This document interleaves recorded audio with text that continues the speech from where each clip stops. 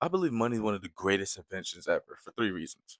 The first reason, I believe it introduced the hierarchy of comfort, meaning you can't be comfortable unless you have money. And the only way for you to get money is if you sell your time to someone who's going to leverage that time to make sure that they don't have to worry about food, water, or shelter. And whatever they want to pay you is how much they're going to pay you. And it's never probably going to be enough. So now you have to go sell more of your time to get more money that someone's going to leverage to make sure they don't have to worry about food, water, shelter, just to be able to pay for the basic necessities, aka food, water, and shelter. The culture around money is also interesting because all the suppressed thoughts or all the great things you've wanted to do, you couldn't do because you were broke. So wanting to feed a homeless person, you couldn't feed them because you were starving yourself. Or you wanted to manipulate or make a clown out of a homeless man, but you don't have any money. So you couldn't do it. Now that you have been allotted enough money to be able to do this and be able to take care of your bills and be able to have the money that you want to do with, that really shows the character because once you release that fear of not being able to take care of your bills and everything, I will be able to pay all my bills. That fear, once that fear is gone, the true character of people will show.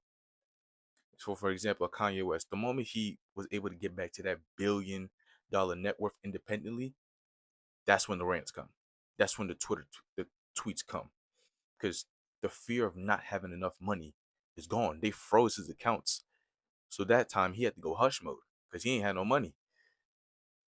But now that he's back and he's a billionaire, supposedly, oh, I can get whatever the fuck I want off because you can't do nothing to me. What you gonna do? Take my money?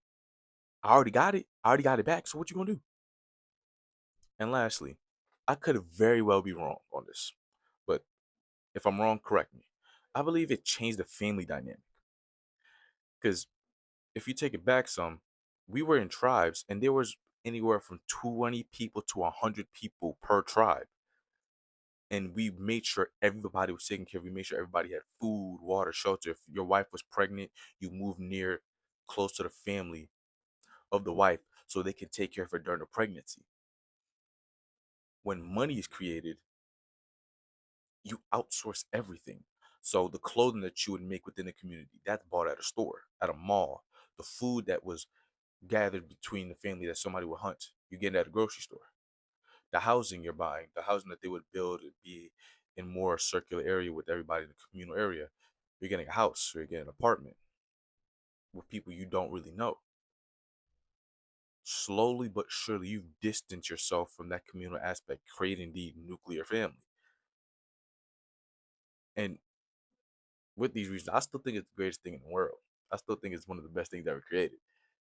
Because I personally wouldn't want to have to deal with animals, have to kill animals, have to raise animals. I don't really want to do that.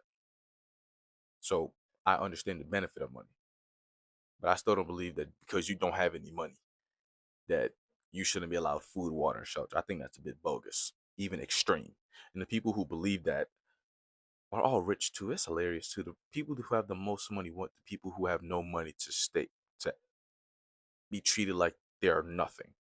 Because you have no money, because you have nothing that can be of substance, you can just you should just die. And that's very weird to me. I feel like you should be able to enjoy the money you have. I feel like you shouldn't have to get 2 to 3 jobs just to be able to pay the bills in your city. And I understand overpopulation and things like that. But I don't believe that, yeah, you working at a McDonald's can't afford you an apartment, at least. Not a house or anything grand, but an apartment. Not a big apartment, maybe a 1 2 bedroom, 1 bathroom apartment, but you should be able to afford that. I don't believe an apartment should be $3,000 a month or 4,000. Like, I don't believe that. I don't. But that's my personal take on it.